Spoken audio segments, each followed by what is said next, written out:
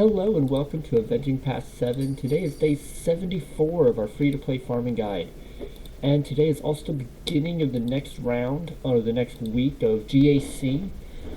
So I hope that everyone here, I hope that you all have a good matchup, that you're able to win as many as possible. I hope that you have good matchups and that they're at least fair and that you have a chance and that it's a good battle. It can be hard with GAC where you get matched up to someone 2, 3, 4 million GP ahead of you, above you, and those battles can be very frustrating and upsetting. But I hope that you get at least even matchups where you have a chance to win. Let's see, where are we with Geospy? We're almost done with Geospy, so that's nice.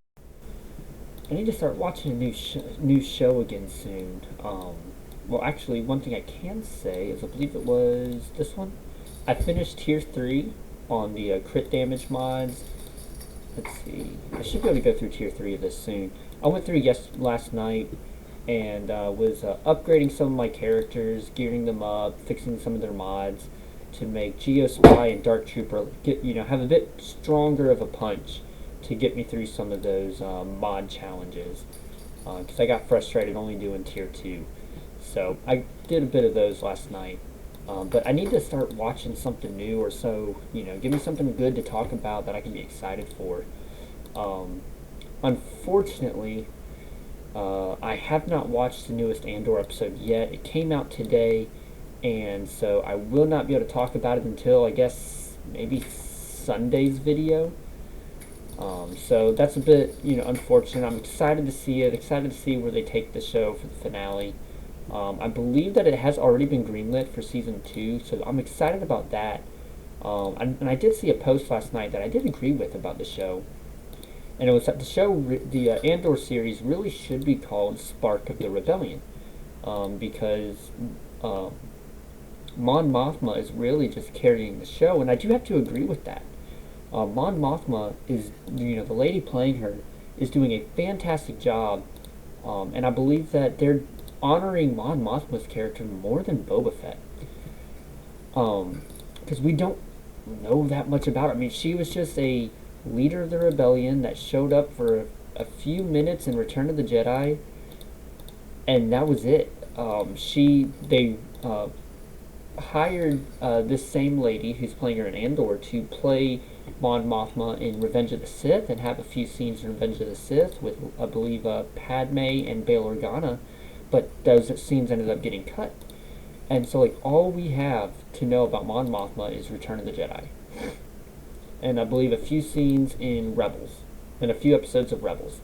And that's it. And so to be starting the show, and to be trying to build on that character, I think is a big task. I mean, it's just as much a big task as giving Boba Fett his own show. Oh, 8 shards. That is nice.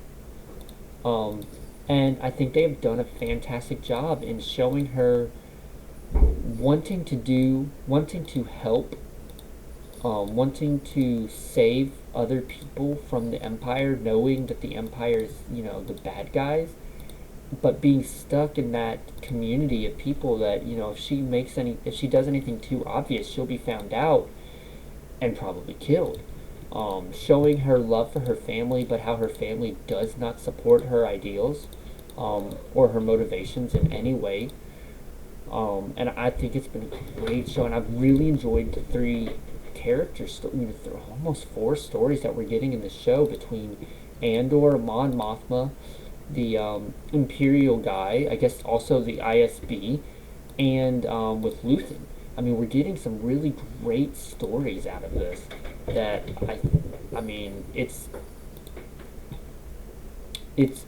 it is a great show, and I with Disney separating the trilogies out, and trying to expand upon as many them in different ways. I think that Andor is one of the better. I think Andor might be the best Star Wars show we've gotten so far. I really do think so. It's given us 4 or 5 stories to follow along. It's built upon all of those. I don't feel like any of those are lacking in almost in anything. And yet, it's told, what's this, 9 episodes, and I don't feel like anything has been overlooked or any story points have been dropped or forgotten about. I mean, that's crazy. I mean, you see a Star Wars, you hear of a TV show that's telling 4 or 5 different stories in one season, and you expect something to be overlooked, forgotten about, mentioned but never shown. There's so many different things like that, but Andor has really, it's promised certain stories and it's delivered on them, and I think that's awesome. It's great. I love it. So I'm excited to see the finale today. I'm excited to see what else they bring forth and how they get us on the edge of our seats just to end the series, end the season. Alright, let's see. Alright, this game. Man, these things can take, Alright. Taking out 2 of theirs, they've taken out 1 of mine. The Bachelor team is just so good. I'm so ready to get her built up and get a good Jedi team going. I just know I gotta wait. Ooh, no, wow, that's a lot of damage right there. So just Ahsoka left. We should be able to handle this. Here we go. Oh, just not dead yet. There we go. Yeah, so, I hope everyone has a great week. Enjoy the Thanksgiving holidays. Enjoy time with your family. I will not be posting any videos up until, I think Sunday will be, depending on what time we get home Saturday, I should be able to record a video before that night and have it scheduled to come out Sunday morning and be back on our regular scheduled program. Let's see. I went to Kotaku to see what's going on in video game news. What are some different things I could talk about, and there wasn't much going on right now. Fans are very upset about Pokemon Scarlet and Violet's release. Apparently, it was very bugged. A lot of things wrong with it. If you want to see more about that, go to Young Yaz's channel on YouTube. He has a great video talking about it and showing off a lot of the different bugs and glitches that people have experienced in the game. Some of them are really funny, but also just kind of crazy that this game came out that bugged and broken. It just leads me back to my a video I made earlier on, maybe about a month ago or so now. Why are games coming out so broken and bugged? I mean, it's 2022. I understand that, crunch time happens and that management overworks and, makes things worse on the game devs and things like that and over promises. But I mean, like, with how many video games that have come out this way and the outrage that has happened because of it, people finding out about it within the day the game comes out and then choosing not to buy it, I don't see how companies think that it's a good idea to release a game this broken. I mean, somebody has to be in the company thinking and saying, people are not going to like it. It's going to hurt our sales. I mean, I don't understand how they couldn't see it. I mean, obviously a company wants to have good sales. Obviously a company wants the game to be a success, earn rewards, make high sales, break records, and be their best selling product yet. It just makes sense. So why release a game that won't do that, that under-delivers and that is going to have fans upset and choosing to not buy your game? I don't understand it. Because what makes the most sense is to want to make the most money. You're going to make more money with the game that ships, especially in 2022, if you release a game that is good from the beginning, that has a great story, that has a great multiplayer experience, that has a great single player experience, that has no bugs, no issues, and people are gonna love it. And if people love it, they're gonna tell their friends. They're gonna talk about it online. It's going to sell really well, and you're gonna be praised. It just makes sense to me that you would do that as a company who has to whose total success is based on people liking your product, that you would want to make a good product. I mean, that it's it's the only thing that makes sense to me. I can't understand why you would consciously release a product that's bad. And I don't understand how a game like Scarlet and Violet that's broken in the way it is with um, the character AIs, um, character model just going like their arms go crazy, their legs go crazy. Um, I, I I can't understand how a game could release like that and them not realize people are not going to like this. I don't understand it. And this is not me thinking that they don't know how to make a game. I'm sure that I know that I could not do what they're doing. I totally admit and concede that. This is not me saying I'm better than them because I could not do what they're doing. I can do some things really well. Um, I can do a lot of stuff with the computer. I can build my own computer and stuff like that. I know some things, but I don't know what they do. And so I'm not criticizing that they can't do it. My criticism comes into what what are they thinking that this product will get praise and sell more copies?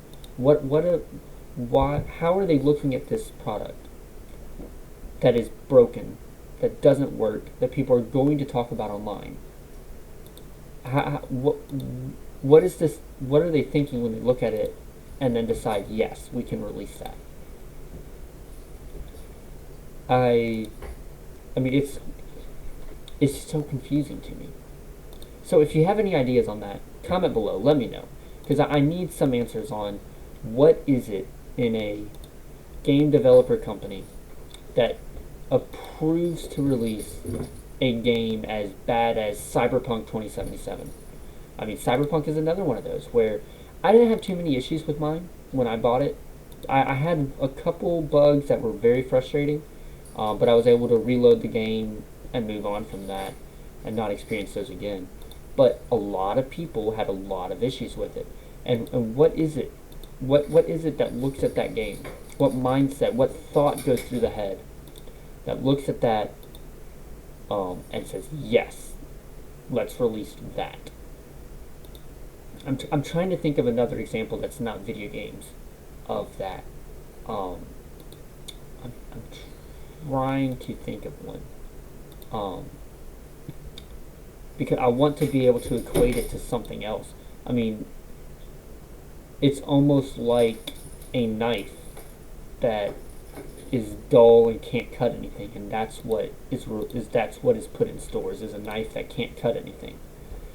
I mean, it's video games are almost getting to the point where it's like a comedy TV show, where the real world video games are almost like they're video games from Rick and Morty, where they make the joke of, well, yeah, I mean, this is the video game, and then Morty, where Rick is showing Morty a video game, and Morty complains that you can't even play it because you can't see anything on the screen. You can't even see your character because the game's not working. And Rick just tells him, well, that's how you play video games. You buy the video game, and then 6 months later, they release an update, the video game works, and you can play it. It hasn't been 6 months yet, so we can't play it yet. And then Morty's confused on why we bought the game that day instead of just waiting the 6 months to play it. I mean, we're in the real world, we're almost getting to that point of, it's like you buy a video game to wait 6 months, and then the game is good. You give them money for a product that doesn't work, then they fix it, and then you can play. It's like you don't buy a brand new product to buy it broken and wait for it to be fixed. You buy you you buy an old laptop on Facebook Marketplace, take it to a friend to fix it. You buy an old laptop for really cheap, maybe $50 because it doesn't work. You fix it for cheap, and then you have a good working laptop for a lot cheaper of a price than you would if you bought a brand new laptop. But you're not doing that for a brand new laptop. You're not buying a brand new laptop to fix it and then be able to use it. You're buying it if you buy a brand new laptop, you're buying a brand new laptop so you don't have to fix it. So you have a good product from the start. And I it's so confusing to me. I'm trying to express what my confusion, like how confused I am on the state of video games today. I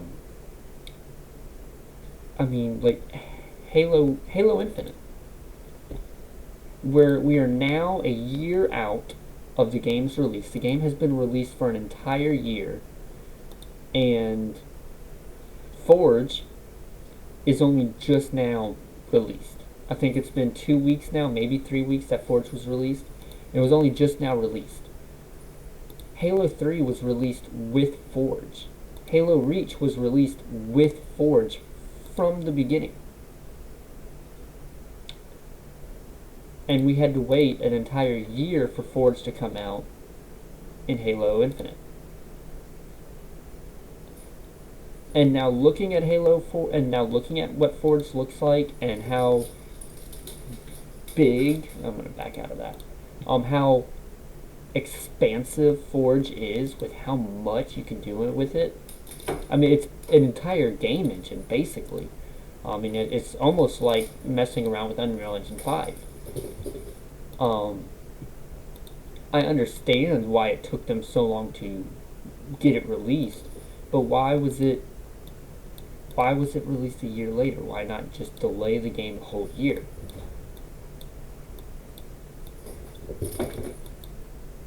I'm just so confused. I really am just so confused by the state of gaming today. Why are games being released so broken, so empty, so devoid of content within the game? I mean, what is it? Battlefield came out, I think it was New Call of Duty, Halo Infinite, and Battlefield came out all at the same time. And I believe Battlefield was so broken that everyone forgot about that. And then it was a debate on whether you like to play Halo or like to play Call of Duty. And I think the Call of Duty was bugged a bit at launch as well. So there's so many things that, so many games are it's just normal to be broken at release, which then leads people to, well, I'm not going to buy it. I'm not going to put $60 down because then I'm not going to get to play it for 6 months, or I'm going to hate playing it because it doesn't work. And so I believe so I think that's another thing that's been pushing the live service games, or free-to-play games that are so heavily focused on microtransactions, or as Arnold called it the other day, macro transactions. Because, like, why would someone pay $60 for a game that won't work for the first 6 months of release? So don't. Just download the game for free, play the game for free. It's going to be broken, it's going to suck, but you didn't pay for it. And if you didn't pay for it, then awesome, you're good. And then once it's working and you like the game, buy a skin for the character you like to play. Buy a little keychain to hang on your gun that you won't see most of the time, or that doesn't matter. But you're playing the game. But they convince you to spend $20 on a skin, which I can forgive the company a bit more when it's free. Like Halo Infinite, I wasn't too upset because it was free. But then that's just them convincing you to accept mediocrity or less than mediocrity because it's free. I could go on for this for another hour probably. So comment below. If you're still here, for one, if you're still here, drop a 1 in the comments. For two, you know, don't hesitate to message, to drop some chats in the Discord. I will be watching that throughout the week. I will be available to talk and stuff like that in there. Y'all have a great week. Have a great vacation if you got time off from school, maybe some time off of work. Enjoy time with your family. Good luck on Grand Arena this week. I will see you again on Sunday, and I'll be available in the Discord. Y'all have a great day, and may the Force be with you.